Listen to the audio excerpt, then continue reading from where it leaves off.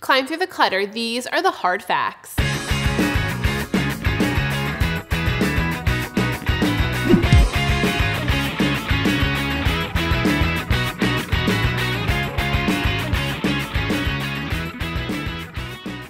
Hi, I'm Samantha Cunningham-Zabalinski, and this week on Hard Facts, I want to talk about how to optimize for voice search.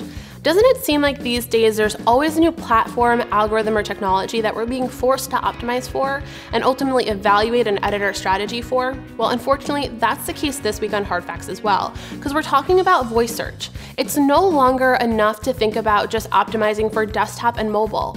With voice search, Siri, Google Now, and Cortana are just the start.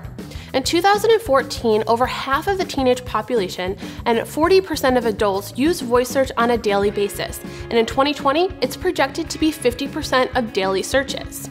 These queries tend to be questions like who, what, where, and how. The content of the search is conversational compared to written content. So a good way to understand what might be the difference of a voice search would be to listen.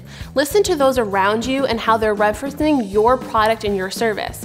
Chances are they're different than what you have in your keyword list. And they're longer searches as well. A vocal search is longer than that of a text-based search because, like myself, many people can talk faster than they can type. There are also multiple things to ensure are happening correctly when adding the voice search strategy to your campaigns. So since most of these searches happen on a mobile device, you want to ensure that your website is mobile friendly. You also want to make sure that your load time on the site is quick and your website is local optimized. To name just a few things worth double checking.